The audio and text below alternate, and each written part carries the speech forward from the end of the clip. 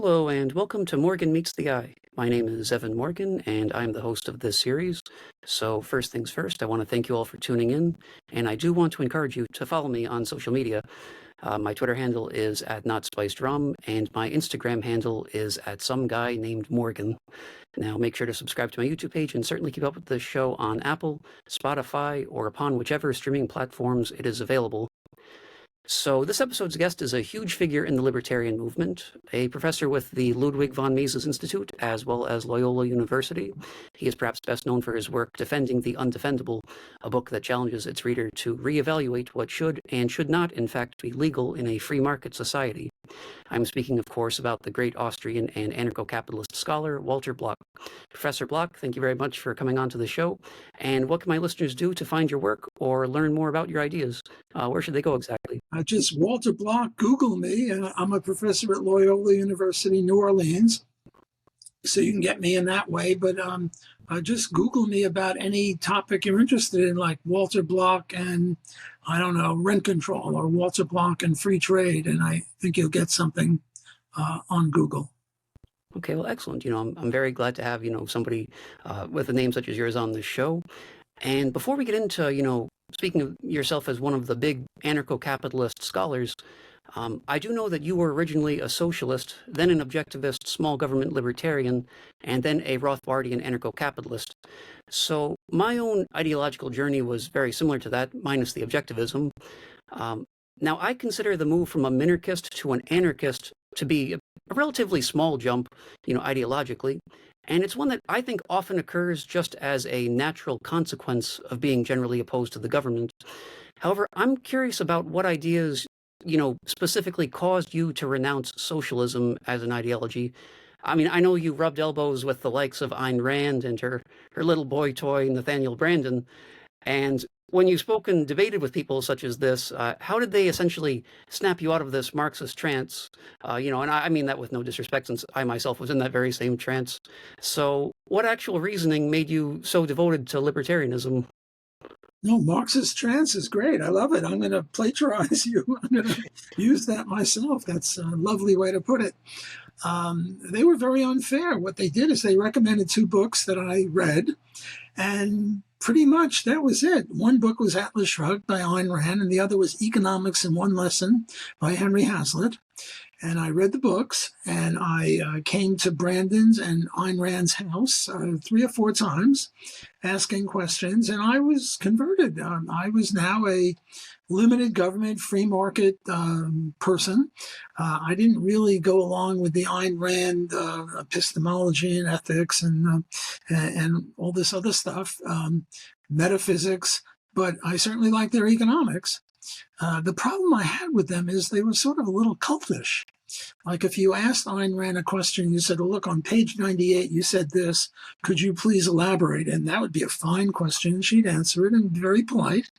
But if you said on page 98, you said this, but on page 302, you said that, and I see a contradiction, she would say, get out. She would kick you out of the meeting, which I found appalling. They didn't treat me that way when I came to their house. They were very gentle with me, very nice, and I asked probing questions, wouldn't there be starvation with capitalism, the usual Marxist nonsense. They were very gentle with me, but in their public persona, they were cultish. But they were the only people I knew, so I went through a period of schizophrenia in my life, approach avoidance. I would quit in a huff, and then 3 months later, they were the only libertarians I knew. I'd go back, and then I'd be disgusted, and I'd leave, and I'd come back. And then I was in Columbia University getting my PhD, and Larry Moss said, you got to meet this guy, Murray Rothbard. He's an anarchist. I said, anarchist? I don't want to meet an anarchist. They're all crazy. But then his roommate, Jerry Wallows, and he ganged up on me, and they frog marched me to meet Murray Rothbard. And Murray converted me to anarchism in about 10 minutes using Hazlitt against me. Hazlitt's insight was, look, we have to privatize the post office. Why? Well, on moral grounds and on economic efficiency grounds. And Murray said, well, why couldn't this work with police, armies, or courts, which were the only three legitimate government functions for Ayn Rand? And the light bulb went off right on top of my head in about 10 minutes, and I was converted. It took me a lot longer to get into Austrian economics because I was, what did you call it? Marxist, what was it? Marxist trance. Marxist what? Marxist trance. Trance, right. I was in a logical positivist trance. And what logical positivism is the idea that there are two kinds of sentences, and only two. There are tautologies, which are necessarily true, but don't tell you anything about how the world works, just about how we use language. For example, bachelors are unmarried men, or 2 + 2 is 4. I'm not sure about 2 + 2. Bachelors are unmarried men. It doesn't tell you anything about the world, just how we define the word bachelor. But it's necessarily true. You can't test that. You don't do empirical analyses. You don't go to bachelors and say, are you married? If they're married, they're not bachelors. The other kind is empirical statements. And an empirical statement would be, it's raining outside. Well, you open the window and you look outside, or you go outside and you see, is it raining or not? And is it necessarily true that it's raining outside? Of course not. Sometimes it rains, sometimes it doesn't rain. You have to test it. It's an empirical statement and not necessarily true, but it certainly tells you about the real world. The Austrians say there's a third kind. It's called synthetic a priori, or praxeology. And what it is it has characteristics of both of these. Namely, it tells you about the real world, and it's necessarily true. And I couldn't get it through my thick head for a year or so because I was so inured with the mainstream economic viewpoint, which was logical positivism. But finally, through my thick head, the idea was, you have a lovely shirt, you bought it for $20. And the praxeological statement is that at the time you bought it, you valued it more than $20. Or there was something you valued about it more than $20. Now, maybe it was a pretty girl selling it to you, and you didn't really give a crap about the shirt, but you wanted a date with her, so you bought the shirt. Who knows? All we know is that there's something about that shirt that you valued more than $20, and you dirty rat, you made a profit. If you valued it at $30, you made a profit of 10, and probably the seller valued it at $3 because they had many of those shirts, and they made a profit of 17. Now, this is necessarily true, not the numbers, but the fact that you gained from voluntary interaction, and so did the seller. That's necessarily apodictically true. You can't test that. You can't find out if it's true or not. And yet it certainly tells you about how economics works. Voluntary trade is mutually beneficial in the ex ante sense. Ex post, maybe you regret you bought it. Who knows? Usually people buy a shirt, they don't regret it, but who knows? So it took me a while to get that through my thick head, but finally I did. And ever since, I've been an Austrian economist and an anarcho-capitalist libertarian. This often goes in contradiction to what some Marxists will say, where they have this assumption that, transactions have to be between two things that are valued equally, when clearly that's not really the case, because if you valued it equally to the thing that you already had, why would you even bother going through with the transaction in the first place? You already have something you consider just as valuable. Yeah, if you valued that shirt at $20 and the shirt cost $20, why would you bestir yourself to get off your couch and go buy it? There'd be nothing in it for you. So that's silly. But it's not just the Marxists that say that. A lot of other people do. And the Marxists have this labor theory of value, that things are valuable insofar as labor is inputted into them, which is silly because the value of my car keeps changing. And yet, as it gets older, it gets less valuable, and then maybe it becomes an antique and it becomes more valuable. But the amount of labor in it doesn't change. That was produced 20 years ago. So the whole labor theory is nonsense, and that's certainly a Marxist kind of a thing. Yes, exactly. So I consider you to be, a pretty large influence on me, just in terms of style and presentation, as far as, writing an article or, doing this podcast or, different anarcho-capitalist, content. So basically, I'm kind of curious, I mean, I definitely see a lot of, Murray Rothbard's influence on you, for example, maybe in terms of your personal humor and your writings as well. And so basically, I'm kind of curious, when we go back to, the 1970s when you published Defending the Undefendable, this is, basically your breakthrough book. I'm curious, how exactly that book was created, like really what your line of thinking was, or, if Murray Rothbard was a large influence on that, or basically how you came up with the concept there of these different lines of work that we traditionally consider to be immoral, and perhaps, but it should at least not be illegal in any sense. So really, in short, how did you write that book? Well, first, let me just talk about Murray Rothbard. I'm delighted that anyone mentions me in the same sentence as him.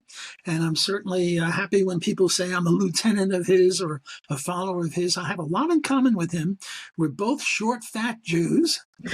We both got our PhD from Columbia. We both married Christian girls who were taller than us. What else? There are other things. I think I'm the only co-author of his. Everything he wrote, except this one thing he wrote on his own. I have many, many co-authors, and I'm honored to have Murray as my co-author. I have a whole list of other things that I resemble in that. I just want to say that my big problem with Murray was stomach cramps. He was so funny. He would have you in stitches for hours after hours, and I got stomach cramps from laughing. It was just the most magnificent thing to be a part of Murray's living room crowd. Okay, how did I get to write this book? The way I got to write this book is I was doing my PhD dissertation on rent control. And when I started, it was sort of interesting, writing why rent control is no good. But then I had to do a lot of econometric stuff on it, and I was bored to tears. I'm very bored with empirical work. I don't do any empirical work. I think the last empirical work I did was my dissertation, which finished in 1971. So I had to rev myself up somehow to do the next equation. And what I did is I said, okay, do this equation, and then I'll give you, that is me, I'll give myself a whole day to do anything I want. And I would write about why the pimping should be legal. And then I would do another econometric equation, statistical analysis, empirical work. And I'd take another day off and I would write about why blackmail should be legal. And then I wrote another one, and gypsy cab drivers or illegal, unlicensed cab drivers should be allowed. And by the time I finished my dissertation, I had like 35 little essays, and I put them all together, and it was Defending 1. I've now done Defending 2 and Defending 3. I'm supposed to be working on Defending 4, but I've been distracted and with so many things I want to write. So that's how I got to do the Defending series. I also admire the fact that you're able to, go through this whole process of getting the dissertation and all of that.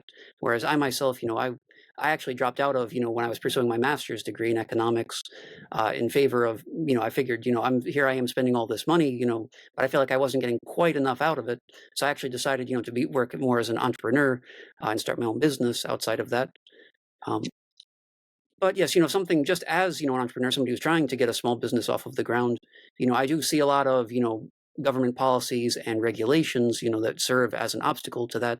So I'm kind of curious, what you think, the proper role of the entrepreneur should be in society. And I'd ask what you think the government should do in response to that, but obviously the answer would be nothing. Essentially, it's total absence.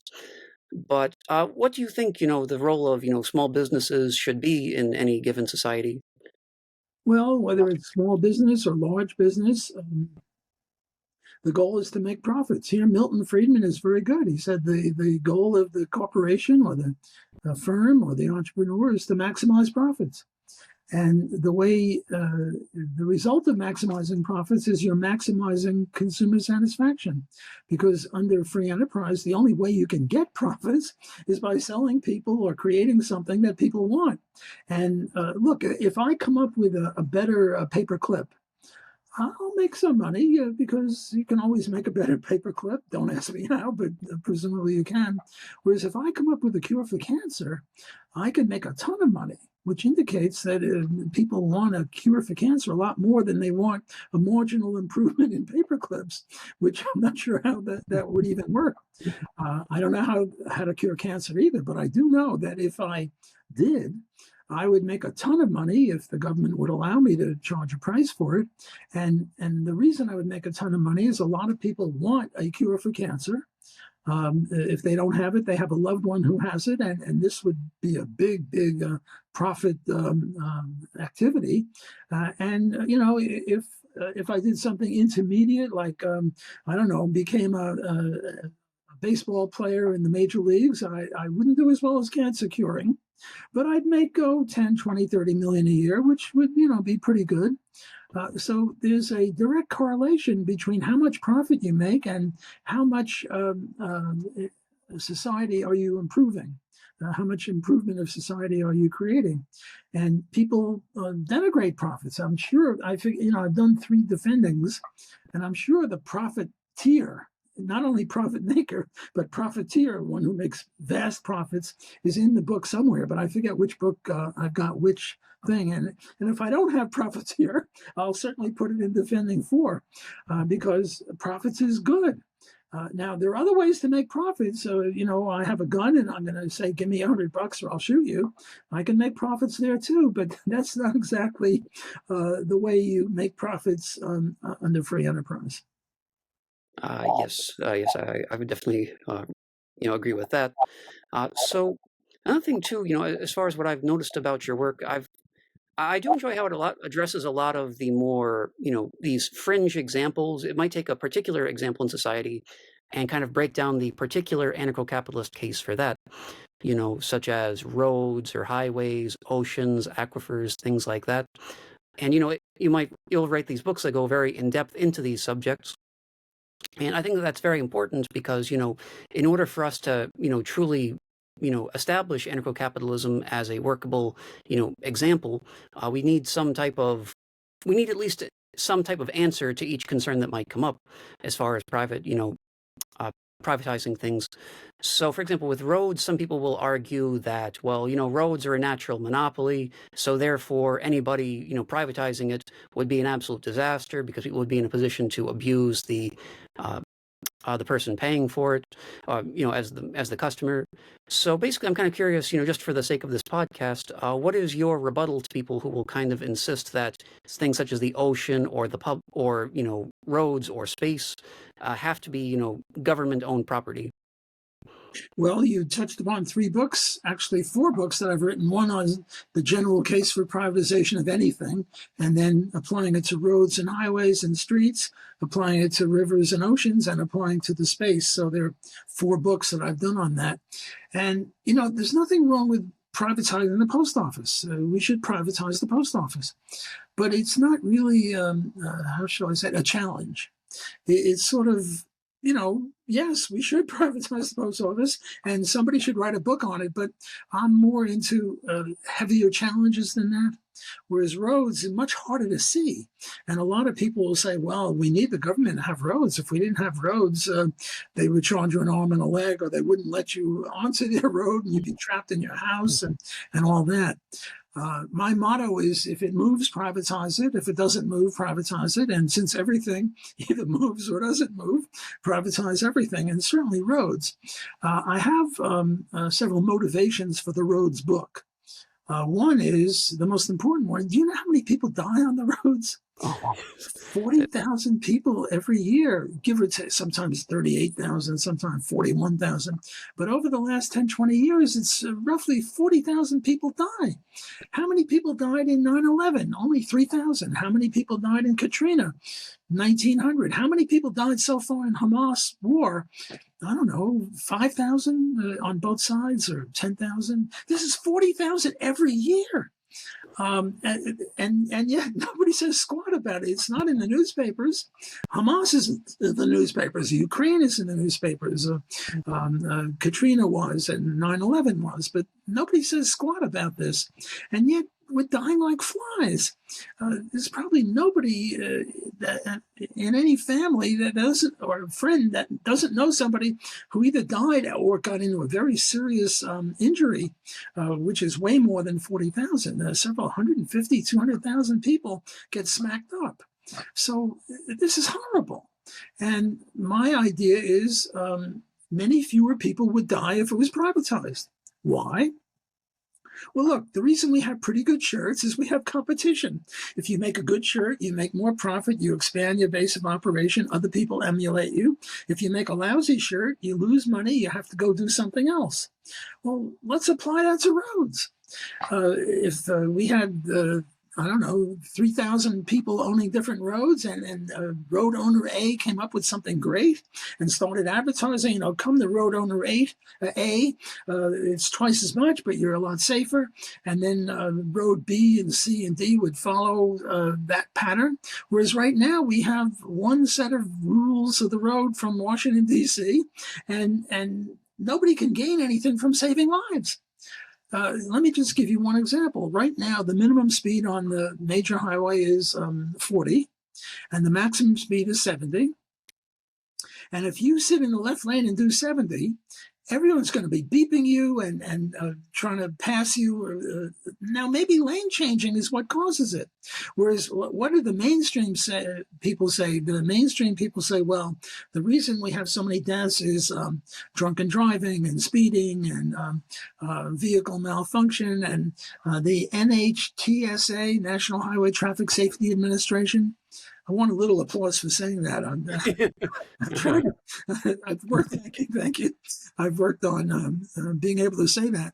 They have 125 different causes of road deaths, including how far is a hospital from the road, because the closer it is, the more lives you can save. Does the hospital have a helicopter? You can save more lives that way. Minute kinds of explanations. But these are only proximate causes. What's the difference between a proximate cause and an ultimate cause? A proximate cause is I'm now going to shoot the next person that walks by my house, and you grab me and say you're a criminal. I say, tut, tut, tut, I'm not a criminal. It was the bullet that killed him. I didn't kill him. Well, yeah, the bullet killed him, but I'm the ultimate cause.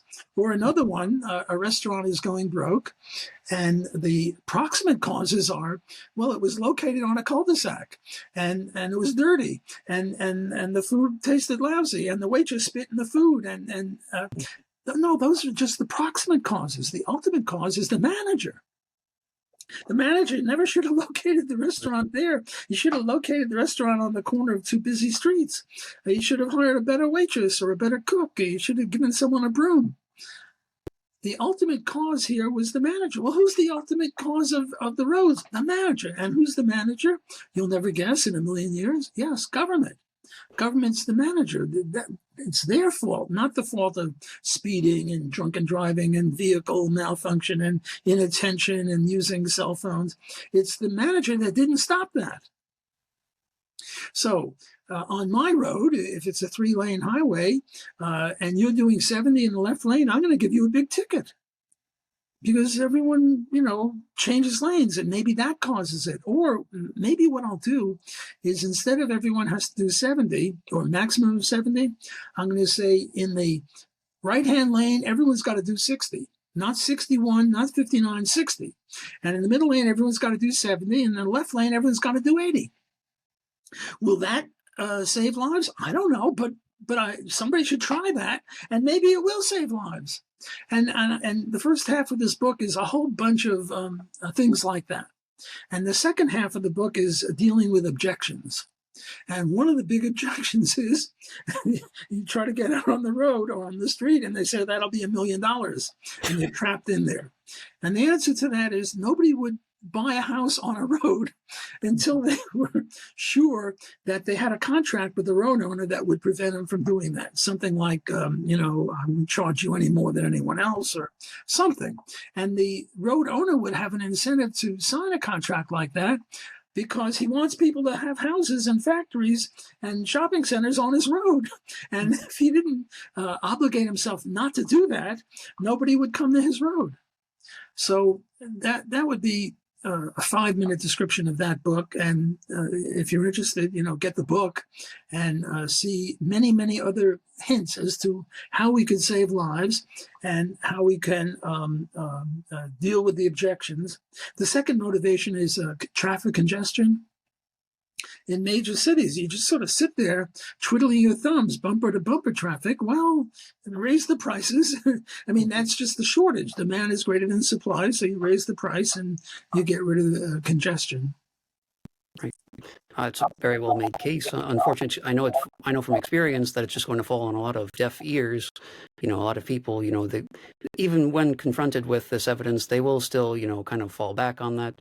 But for example, speaking of roads, as you and I both know, taxation is theft. I mean, but, whenever I've said that in the past, people will tell me, well, taxation is not theft because, you use the roads and the government pays for the roads. So therefore you're, providing that. And I noticed that you can't really apply that principle, universally across the board. I don't use Ukrainian military equipment, but sure enough, I'm paying for that. And what kind of strikes me as interesting about this is, though, even if, let's say that we had a very small government that only paid for roads, because that's usually the example people use against me. As far as paying for it, if I pay taxes for the roads, even paying on that level, I'm still not paying for my own road usage. I could be, I could be somebody who doesn't drive that frequently, but I'm still paying as though I'm somebody who drives a lot more frequently than I do. So let's say then the government changed it and said, okay, well, instead, we'll only charge you directly for the road usage that you use. Well, they would be essentially identical to a private agency at that point if they're only paying somebody for their own direct usage of something. Even though then I would still have my own, concerns about the fact that, I don't think that the government has established a legitimate property right to the roads themselves. I don't believe that they've homesteaded that in any natural sense. But speaking of homesteading, that actually kind of leads me to another point I want to kind of discuss with you, the Blockean proviso in this case. So basically, this is an interesting concept of where if somebody essentially homesteads, let's say, a donut-shaped, area of territory. I mean, it could technically be any shape, really, square, triangle, but as long as they're essentially enclosing, some space within that, it kind of creates a kind of dilemma there. So the way I see it, if we've set up this, territory, there are really three possible outcomes here. If you've homesteaded all of the territory within that, area, then that belongs to you and it's not really any problem to begin with. But let's say some more challenging circumstances where if you've homesteaded property and somebody else is located within that, you're almost essentially trapping them within their location, because they can't essentially leave that area without paying you. So you would, in a sense, have some type of monopoly over that area and the people within it. And then, of course, another alternative is that nobody owns that property, and in a sense, you're giving yourself, universal access to territory that you do not own. One could potentially consider that to be theft in a sense. Because you have not actually established ownership of that, and you've also essentially destroyed any potential, competition towards obtaining that territory. So basically, I guess just, for the listeners out there, how would you lay out, the Blockean proviso, standpoint to somebody who has, concerns about, this type of abuse of land? Well, let me tell you why I had to concoct this bagel theory or donut theory or Blockean proviso that Stefan Kinsella was kind enough to label. What it had to do with was a couple of parents bring a baby home from the hospital. They put the baby in the crib and they don't feed him. And the baby dies. This was an objection to libertarianism. And I didn't much like that idea of starving babies. I'm pro-baby. Right. On the other hand, as a libertarian, we're against positive obligations. There are no positive obligations. There are only negative obligations. A negative obligation, don't murder, don't steal, don't rape, don't kidnap. But there are no positive obligations. Like if I'm starving, you have no positive obligation to help me. So doesn't it sound like a positive obligation to tell the parents, look, if you don't want to feed the baby, that's fine. Just bring the baby to an orphanage or to a hospital or to a police station or to a church or something like that. But then the objection is, well, that's a positive obligation. And you libertarians said you don't favor positive obligations, so leave us alone to starve our baby. So I concocted this bagel theory. And the idea here is that you cannot preclude or prevent other people from homesteading virgin territory by homesteading in the form of a bagel, because then you're not allowing people in the middle, and yet you haven't homesteaded and you're controlling it. Well, now getting back to the baby, you can't own the baby, but you most certainly can own the rights to be the guardian of the baby. Now, with land, once you homestead it, that's it. You can be an absentee landlord. You don't have to keep homesteading it. But with a baby, if you want to be the guardian of the baby, not only do you have to homestead the baby by feeding him and diapering him and all that, but you have to keep doing it. And once you stop doing it, you're precluding and preventing other people from being the guardian of the baby, just as you would be guilty here. So my analysis of why you have an obligation to go to the hospital or to go to the orphanage and say, here's the baby, I don't want to take care of him, you take care of him, is not because it violates your positive obligations. It's rather that you're preventing yourself from being a criminal. Because if you homestead in this format, you're a criminal. You shouldn't be allowed to homestead that way. And therefore, if you homestead, if you preclude or prevent other people from feeding your baby, you are a criminal. And the reason that you have to bring them to an orphanage, etc., is to prevent you from being a criminal. So the whole bagel theory was just a total concoction of mine in order to deal with this very serious objection to libertarianism. And it is indeed a serious objection to libertarianism.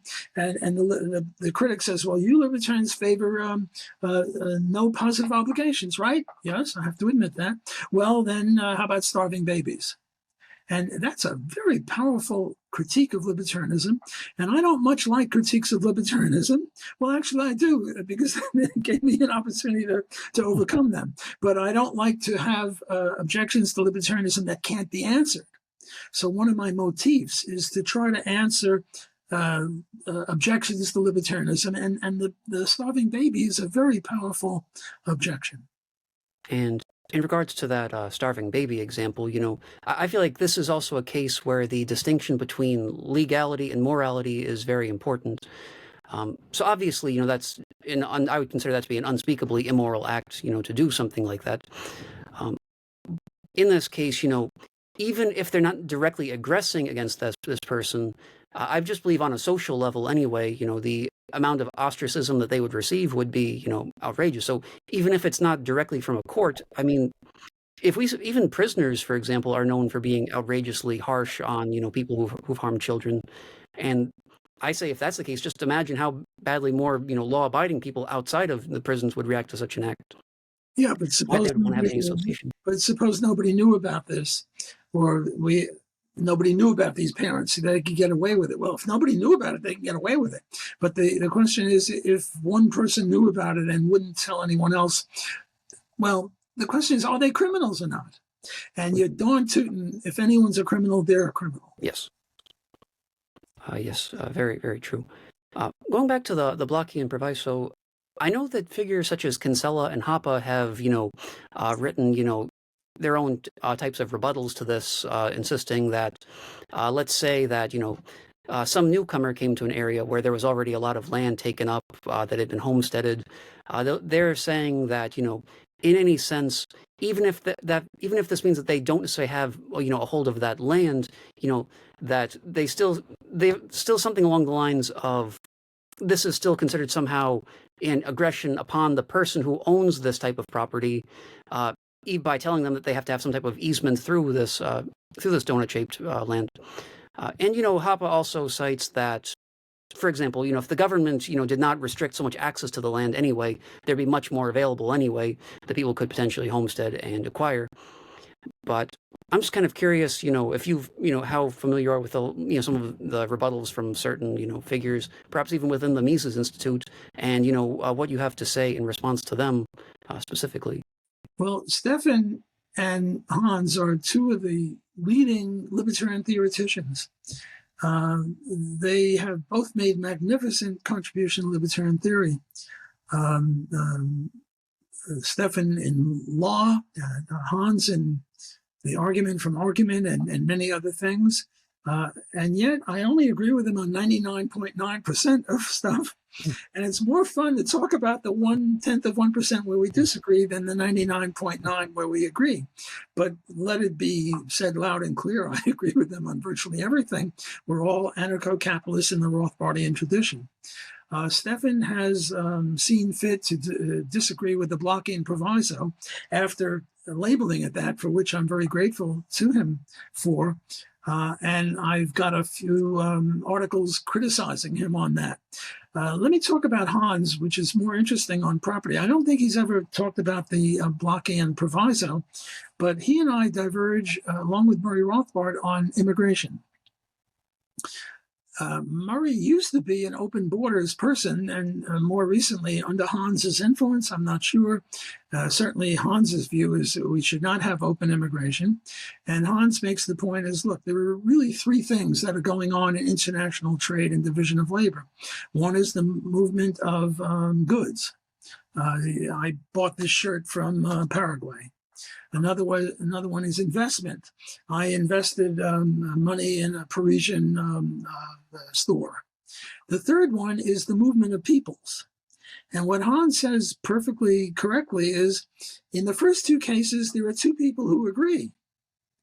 I bought the shirt from Paraguay. The guy from Paraguay agreed to sell me the shirt. I invested in France. The people with whom I invested agreed to take my investment. But in terms of movement of peoples, namely immigration, you just sort of show up. There's nobody who's agreeing on the other side. So Hans is perfectly correct in saying that there's a divergence between these two aspects of international trade and the third aspect of international trade. Okay, so now consider the following scenario. A Martian comes with a helicopter and a rocket ship, and he starts homesteading unhomesteaded land in the middle of Alaska or in the middle of Wyoming in the Rocky Mountains. It's never been touched by human feet or hands before, and he's homesteading it. And now along comes the U.S. government guy, and the U.S. government guy says, get out. You're violating the rules of immigration. Namely, we want to have certain regulations. We're not for open immigration here. Go away. And now the question comes, well, what libertarian stricture did this guy violate? He's just homesteading unhomesteaded land. And what Hans says is, well, the U.S. government really owns that land in trust for all the citizens of the U.S. And I say, Hans, you're an anarchist. What's this government owning in trust for? The government didn't homestead this land. By stipulation, this land was unhomesteaded before. And Hans and Stefan have made more contributions to homesteading theory than any other two, with the exception of Murray Rothbard, and maybe the exception of John Locke. I'm not sure about that. And yet I think that this is highly problematic, to be polite about it. This is just fallacious. You can't say the government is the executor of this land in behalf of all the people. The government's a band of robbers and thieves, and they never homesteaded it in the first place. So how do they get to be owning it in trust for everyone else? No, that Martian is in the right. Now, there is a problem with open immigration.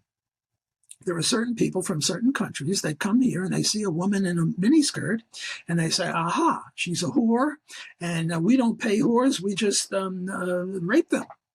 And this is problematic from a libertarian point of view. And then there are other bad people, criminals, who come to the U.S. and start beheading people or doing whatever they're doing, which is not which is very highly problematic. Or with regard to gay people, they toss them off a roof because to be gay is to be violating God's law or something like that. I don't know about that. The point is, we want to have our cake and eat it. We want to have open immigration, but we don't want to allow criminals to come in. And now take the Martians. Suppose there's a quadrillion Martians. They're all good guys. Not a one of them is a rapist or a murderer, but do we really want a quadrillion or a septillion number of people in the U.S.? No, there'd be no room, no elbow room. So how do we have our cake and eat it? And the way Murray and Hans are answering this question is they're jettisoning libertarian theory in order to safeguard us from hooligans from around the world or from Mars. And I say, no, there's a better way to have our cake and eat it. There's a better way to adhere to libertarian theory and not be open to everybody, and that is privatize every square inch of the country. Not only the deserts and the mountains, but the waters, the Great Lakes, the Mississippi River, privatize it all, which gets back into something I was talking about before, which is another reason for privatizing, to keep immigrants off of us. And then if every square inch of the country is privatized, any Martian comes, he's got to get permission from the owner of the land to come. Namely, we now put the third part of international trade on the same footing as the first two. Now, it's true, the problem with that is there is certain concept called submarginal land, namely land that nobody really wants, because to homestead it would cost more than the value of the land, such as the middle of Alaska or the middle of the Rocky Mountains. Well, then you just get a bunch of charities who start homesteading the land, even though it costs more, and that way we can prevent being inundated by millions or zillions of immigrants. So here I diverge from Murray and Hans.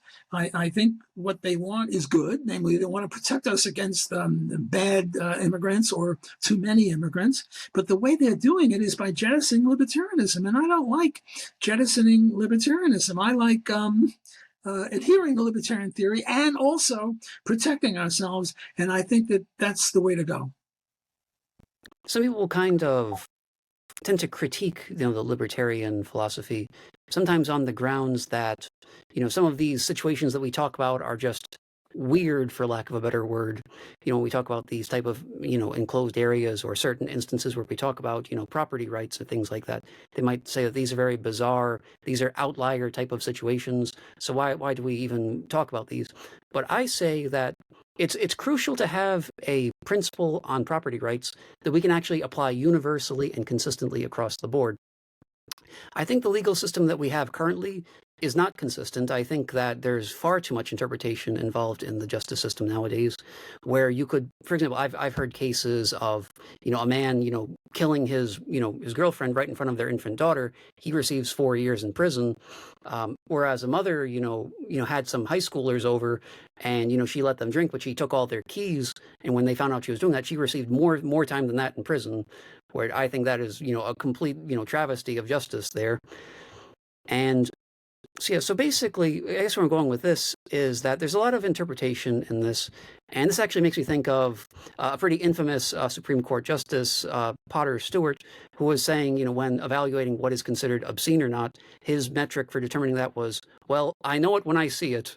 And, I personally see that as a very lacking metric, one that's not helpful at all, especially for us now, since Potter Stewart's dead, so we no longer have a means of, determining what's actually obscene. So I guess basically where I'm going with this is, another kind of fringe case that we often talk about in terms of property rights would be the human shield example that you've spoken on. So basically, this kind of revolves around, let's say, if A is using person B as a shield and C is going to, C is shooting A, but they go through B perhaps, how exactly would property rights work there? How would we find out who the true guilty party is? So I was just curious, how you would essentially expound on that concept. Well, I promised you an hour, and we're almost at the end of the hour, so this will probably be the last question, unless I'm really quick and you can squeeze one more in there. I think you put the case very well, very accurately. And what I use here is a concept I concocted also called negative homesteading. Suppose that lightning strikes me, and I have a bracelet on the base of which I can get the lightning onto you. Do I have a right to do that? And my answer is no. I'm the first homesteader of the misery here, not the benefit of land or something or a cow, but I'm the beneficiary of misery. Namely, the lightning is going to hit me, and I have no right to pawn it off on you. So the first homesteader of the misery is he's got to keep it. Okay, so here's A, B, and C, as you said. A is all three are armed. A is the bad guy. He's hiding behind B. For some reason, B can't turn around and shoot A. That would be justice. And what A is doing is shooting at C, another innocent person. B and C are totally innocent. And now the question comes, the only way that C can shoot A which is the only way to save his life is to go right through B. So either innocent person B is going to die or innocent person C is going to die. And who should die? And one way to say, well, whoever's the best marksman should win, but that's not a libertarian analysis. I'm now applying negative homesteading. And who was the first person to receive negative homesteading? B. He was the first person grabbed by A. And C thus has a right to shoot A through B, even though B will die. And B has no right to shoot C, even in self-defense, because in so doing, it would be as if he's pushing the lightning off onto someone else. And now we could talk about Hamas and Israel. Hamas puts their rocket launchers in the middle of a hospital or in the middle of a mosque or in the middle of a, I don't know, residential unit and start shooting rockets at Israel. And what should Israel do? Well, Israel is the sea, and the Gazans are the B, and A is Hamas. So Israel is C has a right to shoot down those rocket launchers, even though they're in the middle of a hospital. Okay. One more minute. One last question. Sure. One last thing. Just because you did touch on the Israel situation there, I feel like we do have to make some type of, acknowledgement of what's going on there. This is a very complex, geopolitical conflict that's going on currently. And, this is something where I know that you do take a pro-Israel side. And this is actually a strong disagreement with, I guess, Murray Rothbard himself, who had written on this. Specifically, I know most notably in his book, War Guilt, not his book, his article in War Guilt in the Middle East. So what is the true nature of your rebuttal to Murray? What would you say is the root of your disagreement with him? Homesteading theory. Who was there first? Who homesteaded all this stuff? Well, when did the Jews start? They started 3,300 years ago. When did the Islamists start? They started in the year 700, which is around 1,600 years ago. So the Jews were around twice as long, roughly, as the Islamics. And the Jews put the first temple and the second temple and the third temple. They were all around there homesteading. They were the first homesteaders. The Palestinians and Arabs are Johnny-come-latelys. In our book that I co-authored with Alan Fuderman, we have a whole chapter devoted to that piece by Murray Rothbard, War Guilt in the Middle East. And Murray only goes back to 1875 or 1902 or something like that, when there were more Arabs there. So I disagree with Murray as to who is the rightful owner of the contested property. The rightful, they say, well, it's a colonialist, that the Jews are colonists. No, the Arabs are the colonists. The Jews were there first. The Romans kicked them out in, 70 BC or 70 AD, I think it was. The Jews were there long before the Arabs, and the way we count homesteading is the first homesteader is the rightful owner, not the last homesteader, the first one. And some of the property titles were under Turkish rule, but that was the only rule that you could own property at the time. So where I disagree with all the libertarians who take the Palestinian side is based on homesteading. Oh, I would love to kind of go into that a bit further. I do know that we are, running a bit out of time here, but in any case, though, with that said, Walter, I want to thank you very much for your time, and I do want to thank you for appearing on the show. And thanks to everybody out there for tuning in. This has been Morgan Meets the Eye. Make sure to follow Walter Block and read his books and, listen to his lectures. And also make sure to subscribe, comment, and above all, keep asking why. So everybody out there, have a good one. Evan, invite me again, because this was really great. I greatly enjoyed it, and send me the URL for it. Absolutely. Thank you very much, Professor Block. I'll talk to you soon. Bye-bye. Take care. Bye.